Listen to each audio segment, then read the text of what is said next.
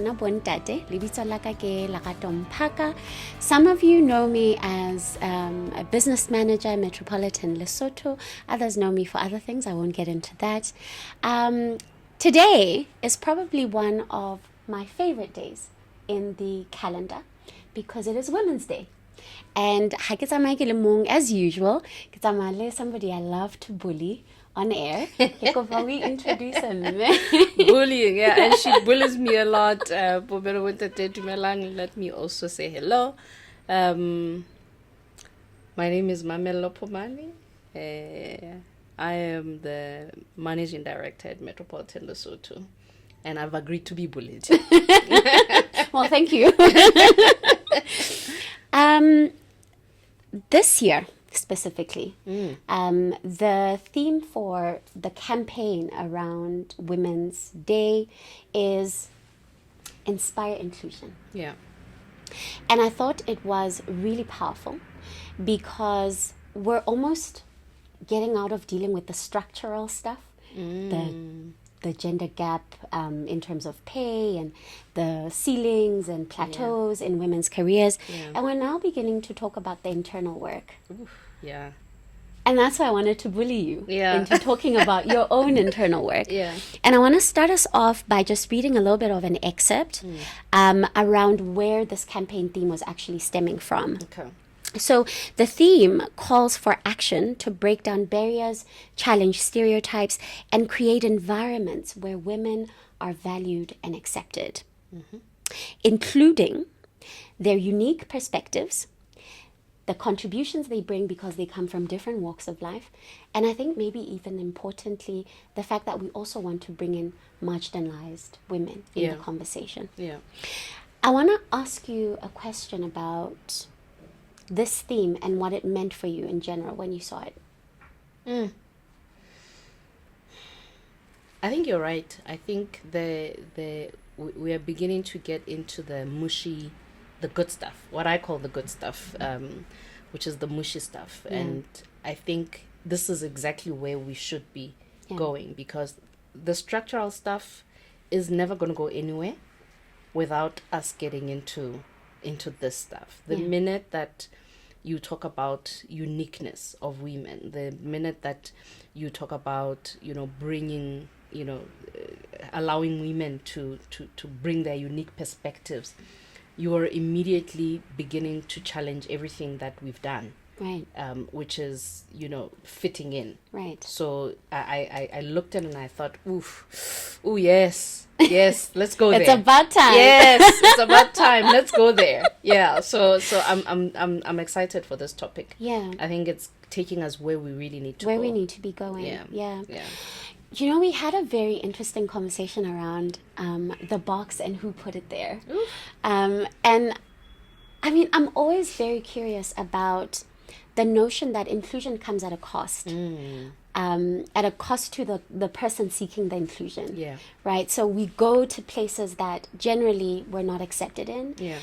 We accept certain situations that we shouldn't be accepting because there's an inherent belief that inclusion comes at my cost as the person seeking inclusion. I mean, I came to the interview, did I not? Yeah. And I accepted the job offer, did I not? Yeah. And so there's always that feeling that it has to be at my cost. Yeah.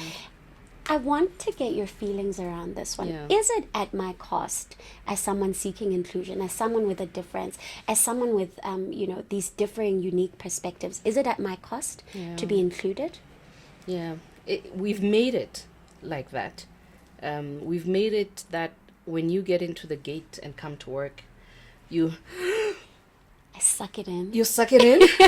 You inhale. You come into the workspace, you do what's expected according to the box, you get out of the gate and you exhale. Thank goodness. Yeah, thank goodness I'm out of there. We've made it like that. We've put a box, we have defined this box, and we have said for you to come and work here, this is who you should be, this is how you should behave. And that by its nature, that box, that definition is exclusionary. It excludes the uniqueness of who you are. Yeah. And so it shouldn't come at a cost. If we're really serious about inspiring inclusion or including everybody, It should not have to be that you get into the gate and you inhale and leave you at the gate. Yeah. And so that by it in and of itself, the minute that we say that, the minute that we put a box and we define it, we're excluding you. So and I think for me, this hashtag inspiring or inspire inclusion is about, let's let you walk into that gate, shoulders back, chin up, breathing, as normally as you may, and bring all of yourself to the workspace. So sit at the table. We've talked about sitting at the table, Yeah. Sheryl Sandberg and lean in, the Yeah. movement, Yeah. getting a space at the table. But that space at the table should not have to be, at a cost of you and who you are and what you bring, because we are excluding you. Exactly. We're including you but excluding you. Exactly. And so it's not inclusion. So for me, the definition of inclusion is acceptance. And it's accepting you for who you are and for what you are. Because we want to stereotype people in the workplace. So corporates are guilty of excluding by thinking that they want to standardize people in the workplace. So they stereotype what you should come to work wearing, you should, how you should behave in the boardroom, what you can say, what you cannot say, or, oh, did she just say that? Or, why did she say that? Because it's been a men's place, and men have wanted, or in making space for women, have made the space for women to fit into their world. Right. And that's still excluding them. Right. Yeah. Right. So that cost is what is wrong. The fact that we have to leave ourselves in order to fit into that space, that is what is wrong. Yeah. Yeah. So it's an interplay. I mean, I can only feel included if the workplace is accepting of me as an individual holistically. Yeah. And I think what you've just said just completely blows the conversation out of the water for us, because it's always been a very huge power imbalance. The power is always skewed to the acceptor, Yeah. and the person seeking inclusion is almost like, I'm begging you, Mama, I'm begging you to include me. Yeah. And a lot of the time, I think this is where that heavy burden and this idea of, this thing comes at a cost comes in. I want to talk a little bit about the fact that it seems like we're also rebelling As women. Yeah. Because perhaps the burden is a bit too much to bear all of a sudden. Yeah. And I want to just ask you on, are these some of the things that add to our mental health issues? Yeah. Oh, yeah. That and we're rebelling because as human beings, we cannot hide ourselves for too long. So it becomes heavy and it becomes hard. There's the economic need to be in the workplace, and you're raising kids, you've got a life that you've got to pay for, and so the economics of the workplace often wins out over ourselves. But we can never temper ourselves too long. We can never hide ourselves too long. We are ultimately, ourselves is ultimately going to want our the core of who we are is ultimately going to want to come through. And that's what created dissonance. Because we keep leaving ourselves at the gate and coming in to fit into a stereotype, into a box, such that ultimately the dissonance becomes too much to bear. And this is what creates a lot of mental health issues for us, because that dissonance, you cannot bear it forever. We cannot bear it forever. And you see, the me earning a living can coexist with me being who I am. They can coexist. In any way, the self is the one earning the living, right? There we go. But the double standards and the definition of what a corporate must look like and how it must behave, and the people in it must behave, has created the dissonance, because it wants people that are the same and that behave the same, that dress the same, and we put uniform on people. We say your hairstyle must look like that, and but your hairstyle is how you express yourself. Absolutely. I must leave my beads at home because that's not how the workplace should behave and should look like. Oh, she's wearing her beads. Why? How could she? Why would she bring Butuelabaka at work? And as if Butuelabaka is separate from me. Yeah. So yeah, that dissonance creates heavy mental burden, because we're constantly balancing the need to be here and ourselves. Yeah. Absolutely. It's no mean feat to leave yourself at the gate. Haha, no. Wake up in the morning, get dressed, put your face on, just put the makeup on, but then disconnect from that. No. Yeah. And I'm glad you touched on that, because it's segueing into a conversation I think we don't often talk about, which are these nifty tools that organizations use to exclude people. One of the biggest ones for me has been culture. And a little bit of my history in terms of moving around. And what I've found is that I wasn't necessarily moving from jobs. I was more testing out cultures. And figuring out which culture accepts me.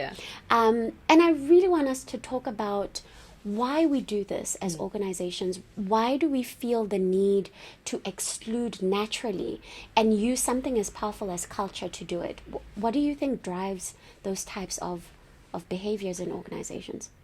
It's not that what drives that is anything bad. As a business, you want to rally people behind a purpose.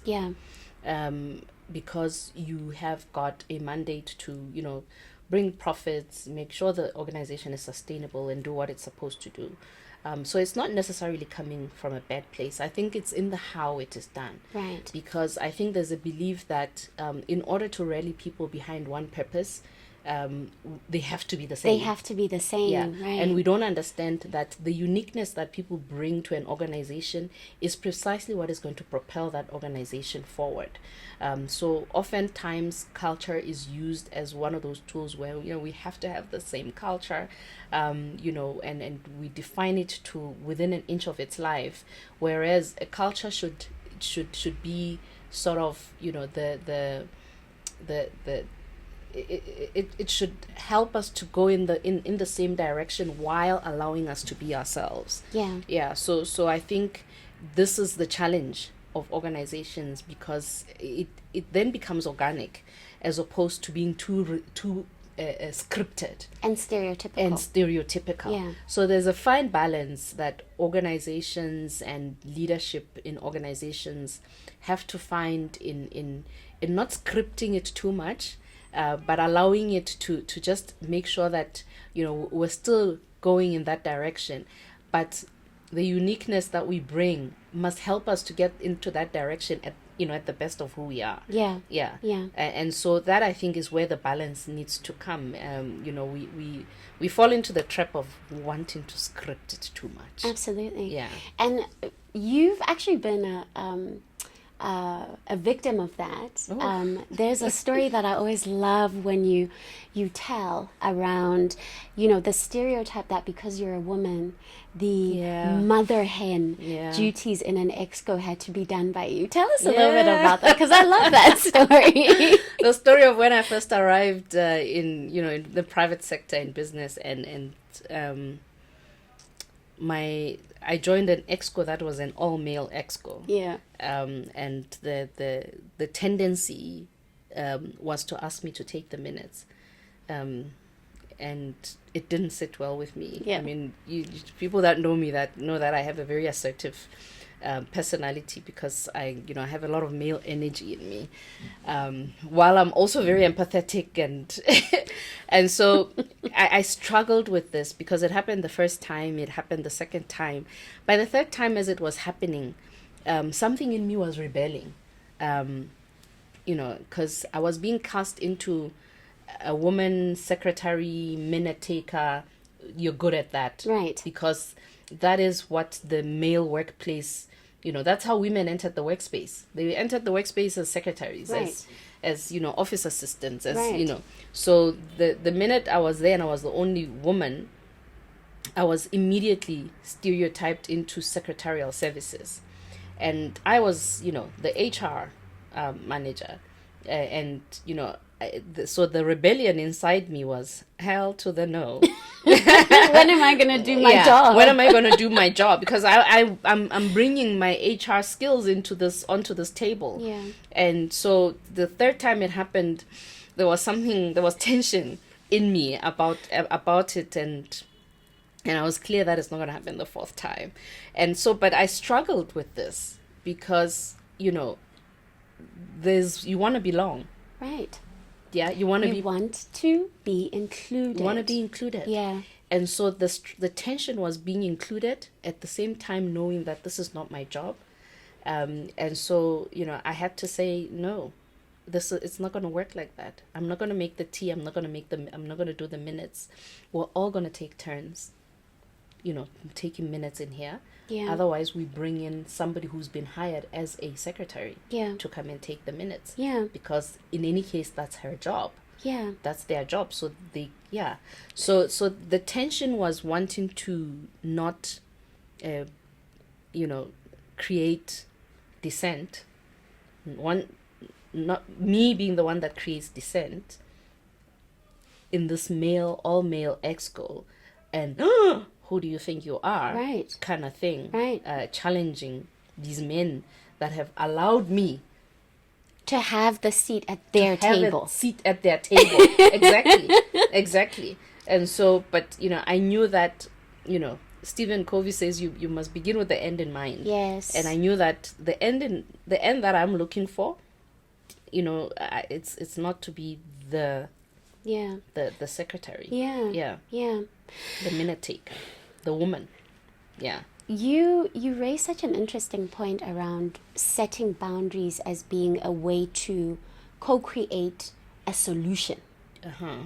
And a lot of the time, we have a negative understanding of boundaries. Like, when you say to me, no, you must have boundaries, I automatically think you want me to now create an exclusion in my quest to seek inclusion. Yeah.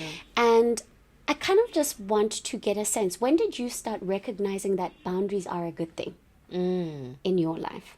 I think that was one of the pivotal moments. Yeah. It wasn't so much a boundary. It was so much allowing myself to be me. Right. Yeah. So I was really more standing up for myself. And I was really saying that in this space that I'm in, this is who I want to be. So it's I think when we say setting boundaries, people mistake the word boundary for creating another box. Right. Yeah. Right. And that's not what it should be about. It should be about co-creating, because, I went to my boss at the time and I said, listen, you're stereotyping me, you're typecasting me. And so, because, I thought about it for a very long time, and I thought about, what's the way to do it? I won't just go into the EXCO meeting and suddenly refuse to take the minutes. Yeah. And I said to him, you're typecasting me, and I don't want to be typecast. I am at the table and I have a contribution to make, and my contribution is not the minutes. Because when you're taking the minutes, you're not focused on the discussion. Exactly. You're taking the minutes, right? So and I said, you're typecasting me and you're not allowing me to be what you hired me for. Right. So, we need to do it differently. And so I wasn't setting a boundary. I was simply saying, for me to bring me to the table, I need to be allowed to be me and not to be someone that you think I should be. Right. Yeah. So I think that women and anybody and everybody really have to stand up for themselves in this business, because the only time and the only way that we can really bring value to an organization, bring value to the mission and vision of an organization, and rally behind the purpose, is when we bring our unique selves. And I think you said it in the introduction when you talked about what, you know, inspiring inclusion is about, is bringing the uniqueness of who we are to the purpose of the organization. That's the only time that we can really contribute fully and meaningfully in a way that brings value to an organization. Yeah. So, you know, I remember talking to the marketing team here, and I said, guys, I feel like you're so corporate.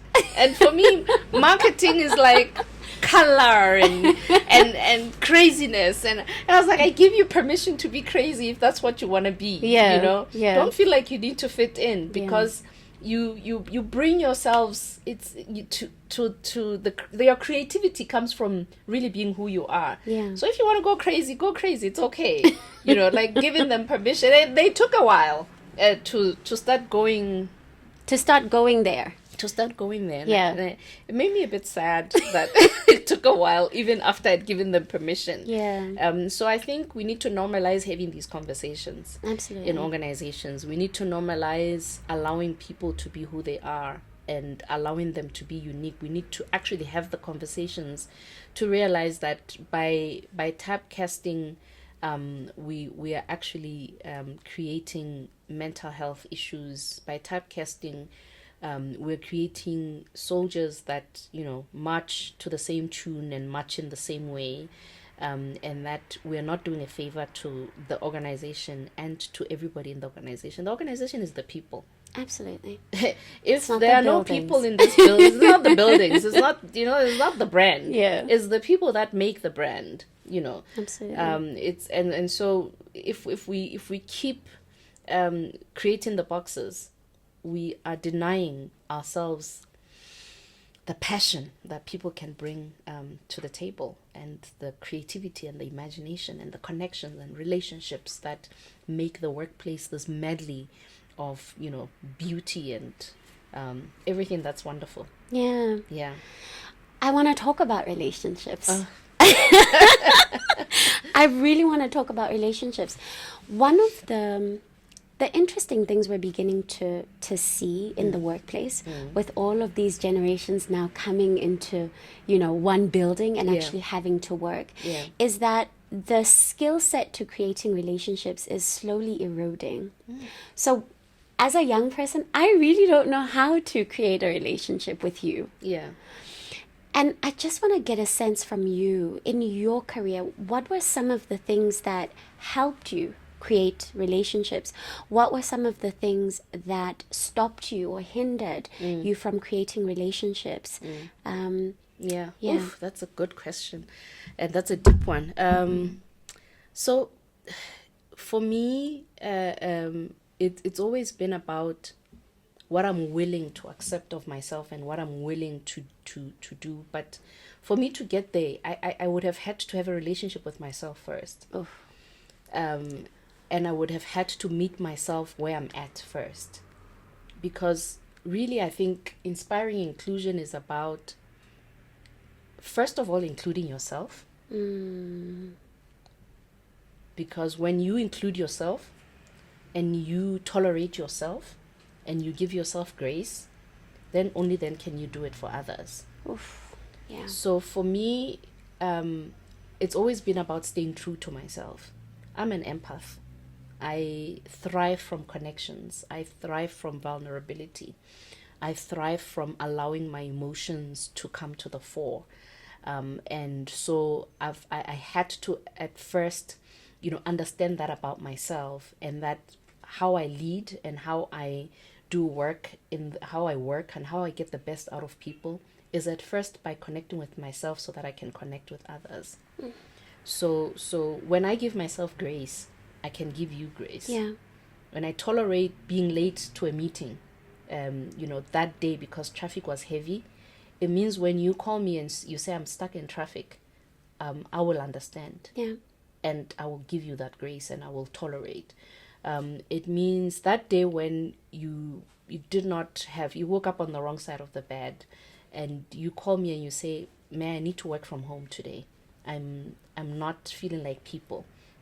because I know I have days like that, and I've allowed myself to have days like that, I can actually give you that grace, and I can include, I can inspire that inclusion. I can include you, and allow you in this corporate space to really feel that it's okay, that you can open up yourself to me and say, I'm having a bad day.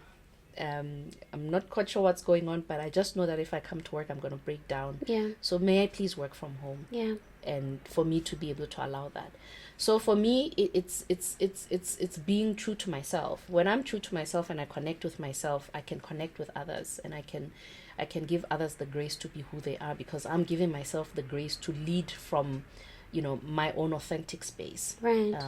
So I don't lead from what the books say about leadership. Someone else wrote. I had to connect with myself first to say, what is my brand of leadership? And I lead from my strength. My strength is my empathy. Yeah. It's my emotions. It's my ability to connect with people. Yeah. So I've allowed myself to do that, and I think inclusion comes from at the core of inclusion, we have to include ourselves first. Wow. Leaders that don't include themselves, people that don't include themselves, don't include others. So inclusion is about ourselves first before it's about everyone else. Before it's about anyone else. Yeah. The interesting lens you bring is, and probably this is what I love the most about you, the way you're able to interplay certain terms and kind of mask the ones that are traditionally used. Because when you talk about self-inclusion, we would essentially say it's self-awareness. But hangata, when we say self-aware, people think, hey, emotional intelligence. And then we go into yet another term that we don't understand. And it becomes this medley of terminology, when really it's exactly what you're saying. Yeah. Include yourself, accept yourself, so that you allow people to include and accept themselves as well. And I think that's so powerful. Yeah. I want to ask you a very personal question. Okay. It's about this idea of including and accepting yourself, and how that kind of has helped you navigate the spaces or find your tribe, as we call it. And this is because of a story you told me around some of the choices you made about places, activities that you just simply wouldn't do. Yeah. And I kind of want you to tell us a bit about that. What were those activities, and how did you get to that point of decision making? This is not working for me. I think what's important is that we need to understand that all of this is a journey. Okay. We don't we this is not an event. This that we're talking about today, the women in the workplace, unique people in the workplace, whether they're women or they're not women, it doesn't really matter. Yeah. It's a journey. Yeah. And it's all a journey about self. And so for me, the work that I've always done with myself is not compromising myself, and not making myself little or putting myself in a box so the people around me can be comfortable. So they have work to do. If they're uncomfortable about me, they have work to do. So I when I started, I moved from HR and I started working in EB. It was about making deals and building relationships with, external business people, and, being able to get business in. And I remember my boss at the time saying, no, just go play golf. And because this is where, deals happen. Deals are made. This is where the deals are made. And so the boys club, the world of corporate and men is, things happen at the golf course. Right. So, go play golf. Right. And of course I did, because again, I want to belong. Yeah. I want to make the deals. I want to, and it was still at your cost. And again, it's at my cost. Yeah. And so doing the work was for me seeing that I can't be on a Sunday morning. I can't be like first Sunday of the monthly mug, leaving my child and not going to church, going to play golf, you know, and then there's also competitiveness. Yeah. It's not just about the deals. Yeah. It is, you know, it's about how well you're playing. Absolutely. And you know, how well you're doing, and putting the score in the system and seeing, you know, so I was like, I'm a single mother. I have this incredible job that requires a lot out of me. You know, I'm a Rotarian. I'm a healer. When do I get time to be myself and to be all of these things that I am, if I'm constantly at the golf course trying to be, you know, trying to be good at playing golf and making the deals? And eventually I could see that it's not going to work. Yeah. It's not going to work. Yeah. I will make deals another way. Yeah. Yeah. I'll make deals another way.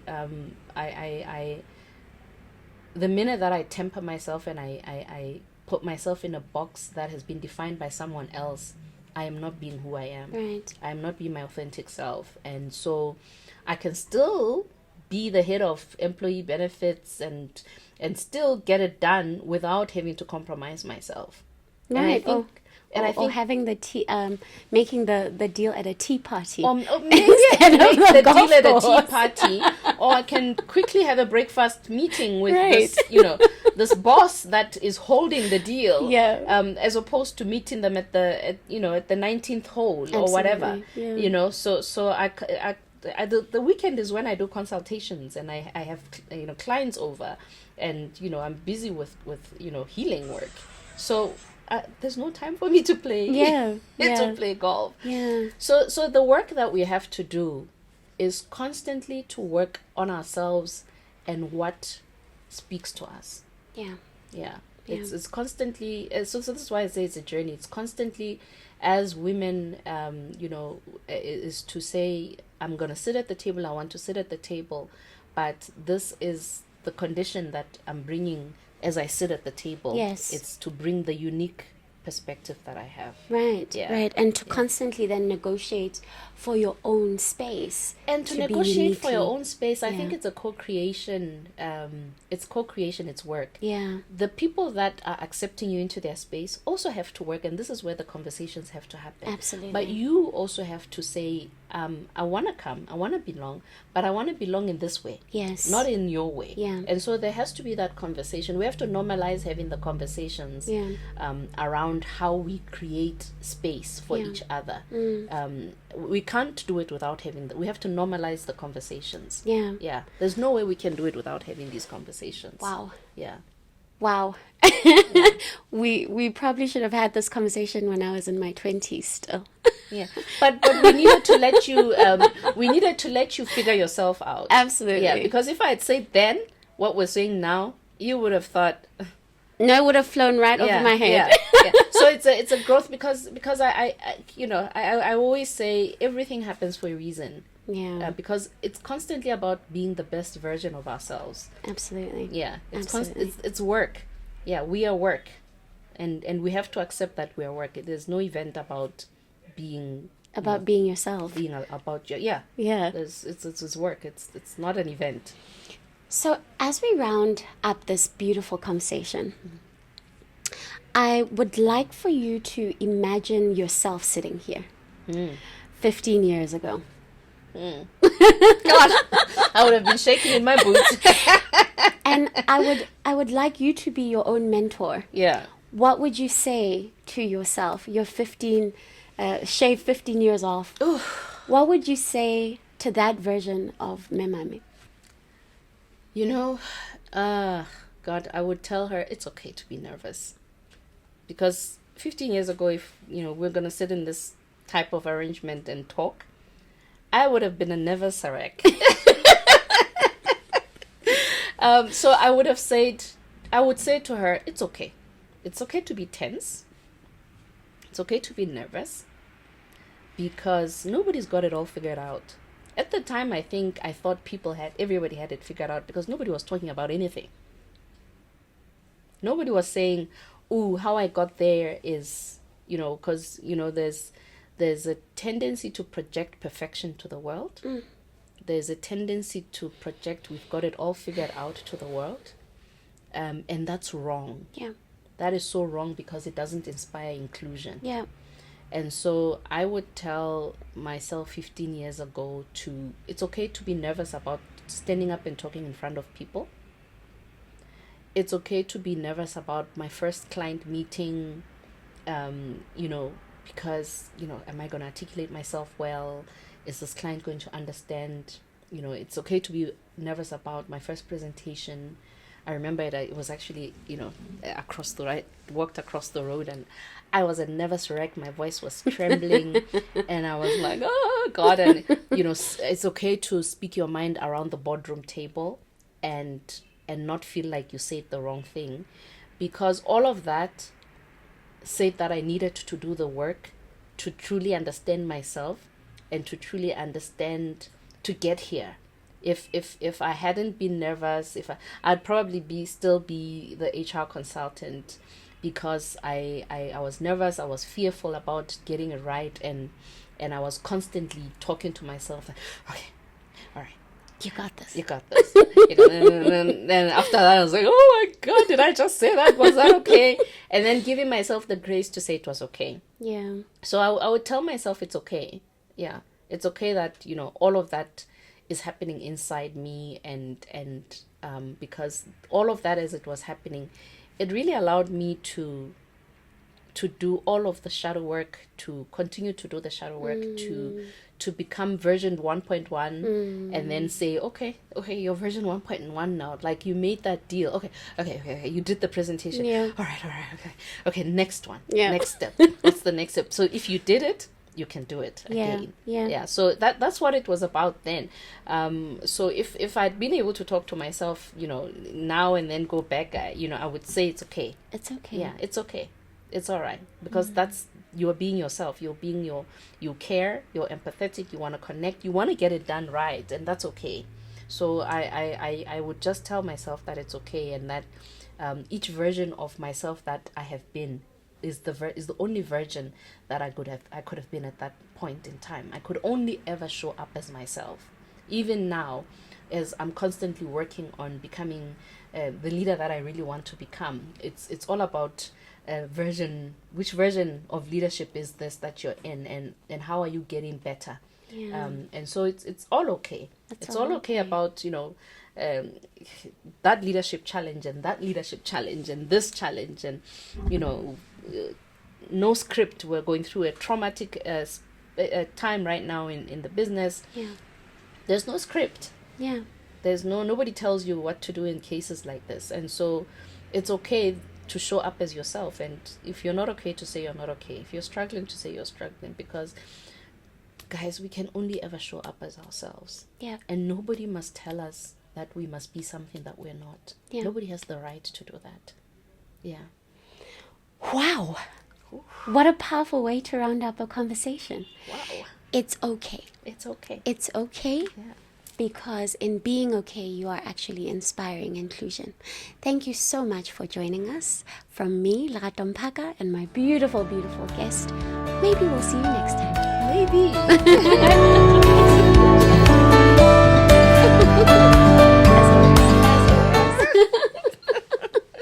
Thank you.